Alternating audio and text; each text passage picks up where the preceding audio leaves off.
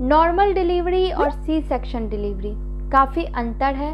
Normal delivery में लोग ये बोलते हैं कि नॉर्मल डिलीवरी जिनकी होती है उनको रिकवर कर पाना काफ़ी जल्दी रिकवर कर पाते हैं और साथ ही उनको तकलीफ़ कम होती है। सिर्फ डिलीवरी में जो है पेन उनको होता है, लेबर पेन होता है।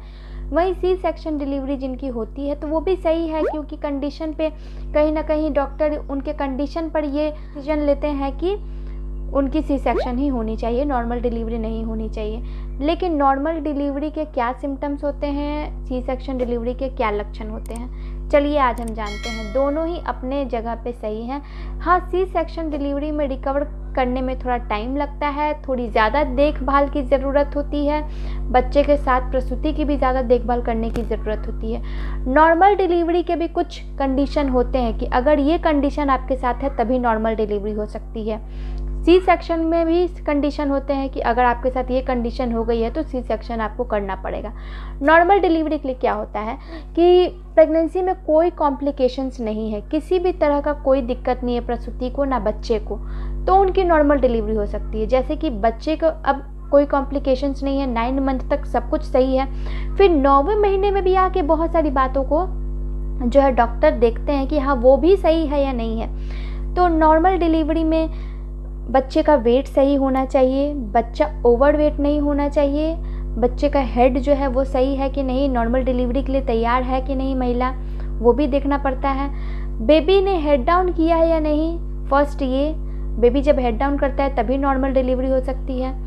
सेकंड, बेबी ओवर वेट नहीं होना चाहिए, बेबी का हेड बड़ा नहीं होना चाहिए जिससे कि उसको डिलीवर करने में प्रॉब्लम ना हो।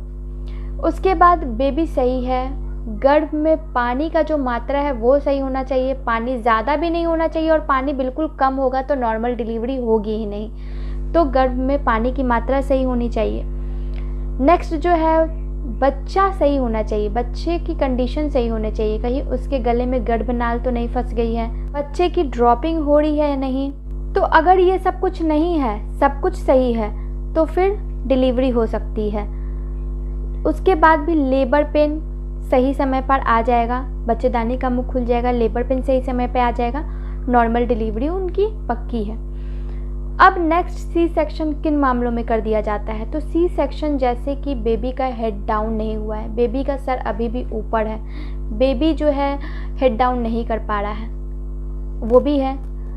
अब दूसरा कंडीशन ये होता है कि बेबी की मूवमेंट रुक गई है, बेबी किक नहीं मार रहा है, तो इस कंडीशन में बेबी कहीं अनहेल्दी तो नहीं है, बेबी को कुछ हो तो नहीं गया है। इस कंडीशन में भी जो है इमरजेंसी में डॉक्टर सी सेक्शन करते हैं। थर्ड ये कि बच्चा जो है कई बार अपने गले में गर्भनाल फंसा लेता है, इस कंडीशन में भी डॉक्टर को जो है सी सेक्शन करना पड़ता है।